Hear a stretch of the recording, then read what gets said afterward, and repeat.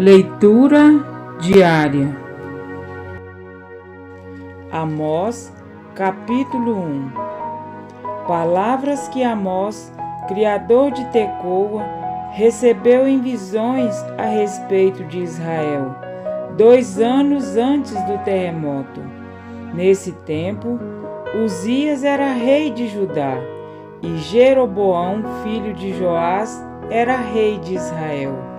Ele disse: O Senhor ruge de Sião e troveja de Jerusalém. Secam-se as pastagens dos pastores e murcha o topo do Carmelo. Julgamento dos povos vizinhos de Israel. Assim diz o Senhor: por 3 transgressões de Damasco, e ainda mais por 4, não anularei o castigo. Porque trilhou Gileade com trilhos de ferro pontudos, porei fogo na casa de Azael, e as chamas consumirão as fortalezas de Ben-Hadad. Derrubarei a porta de Damasco, destruirei o rei que está no vale de Aven, e aquele que segura o cetro em Bet-Eden. O povo da Síria irá para o exílio em Kir, diz o Senhor.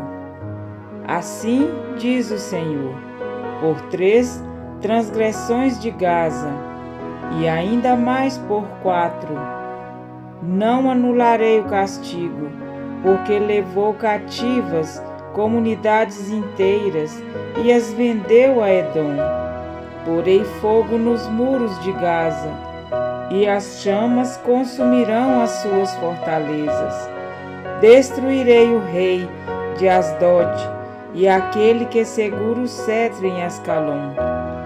Erguerei a minha mão contra Ecrom, até que morra o último dos filisteus, diz o Senhor o soberano.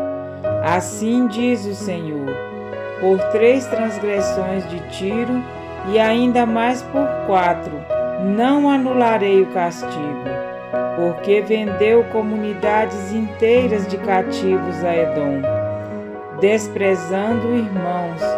Porei fogo nos muros de Tiro, e as chamas consumirão as suas fortalezas.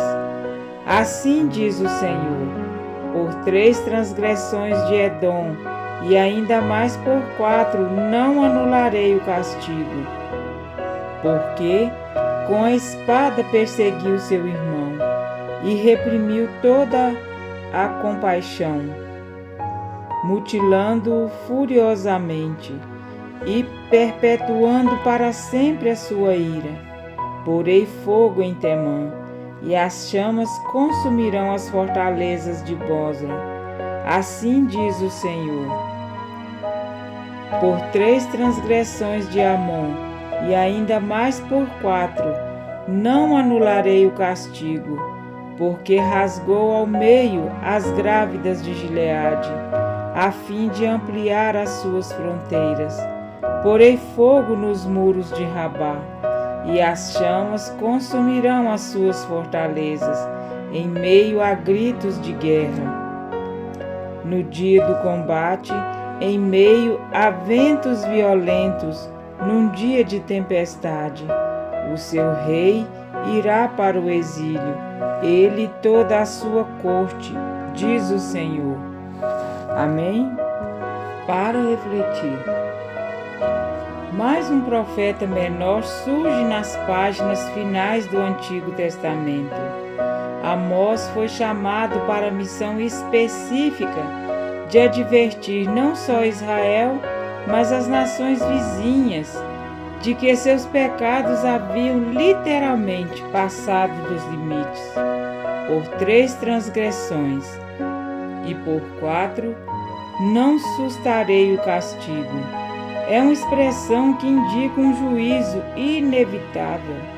A disciplina de Deus possui etapas, tal qual a disciplina de um pai para com um filho. Funciona na seguinte ordem: orientação, advertência, disciplina, corretiva. castigo definitivo. E a orientação está contida na Bíblia. Tudo o que precisamos saber para ter uma vida de acordo com a vontade de Deus está escrito na palavra inspirada. Mas, diante da rebeldia do povo, Deus enviava os seus profetas para advertir quanto às consequências da desobediência. Fosse a rebeldia persistente, a disciplina corretiva era aplicada por meio dos povos aos quais se misturavam, e não obstante fosse a correção um meio de trazer de volta os filhos rebeldes, aqueles que endurecessem o coração, caminhavam por escolha própria para o castigo definitivo. Ainda hoje, esta é a ciência da educação divina. De uma maneira insistente e misericordiosa, o Espírito Santo nos aponta a palavra de Deus como nosso manual de sobrevivência, mediante uma busca sincera e desprovida de sentimento egoísta. O estudante das Escrituras torna-se mais a mais semelhante à imagem outrora maculada, como está escrito: e todos nós, com o rosto desvendado, contemplando como por espelho a glória do Senhor, somos transformados de glória em glória na sua própria imagem, como pelo Senhor, o Espírito. 1 Coríntios 3,18. Infelizmente, apesar de ser o livro mais vendido no mundo, a Bíblia tem sido usada não como fonte de vida, mas como um meio de justificar escolhas equivocadas, ou até mesmo distorções de sua verdadeira interpretação. Assim como o diabo usou as Escrituras no deserto, quando tentou a Jesus, em Mateus 4, a pior mentira que existe é um coração malicioso que usa a Bíblia para aparentar ser o que não é, e por mais que engane pessoas, jamais conseguirá enganar aquele que esquadrinha as intenções humanas. Salmo 139, 2. Percebam que cada castigo não sustado, confirmado, possui um único motivo: a quebra da aliança de irmãos. Deus não admite ações que sejam realizadas com o fim de prejudicar pessoas, ainda que revestidas com o véu da sutileza. Cada povo citado perseguiu seu irmão à espada e baniu toda misericórdia, rompendo assim os limites da longanimidade divina por seus atos de desamor. A espada não significa apenas a violência física, mas algo que pode ser ainda pior, alguém a cuja tagarelice é como pontas de espada. Provérbios 12, 18. Ou seja, falar com o objetivo de ferir diante de Deus equivale a uma tentativa de homicídio.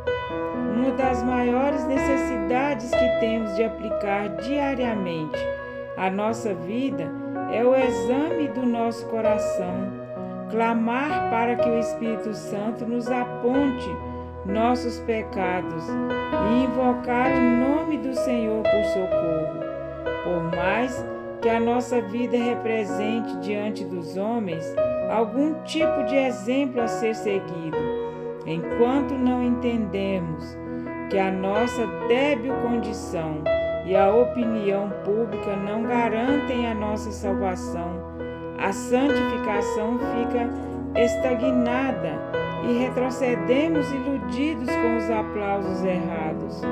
Você e eu temos um débito com o céu, débito este que foi perfeitamente pago por Jesus. Todo aquele que compreende este princípio e deseja viver em harmonia com a natureza de Cristo, não precisa de subterfúgios para mostrar que está vivendo uma nova vida, mas a aprovação do céu já lhe é o bastante.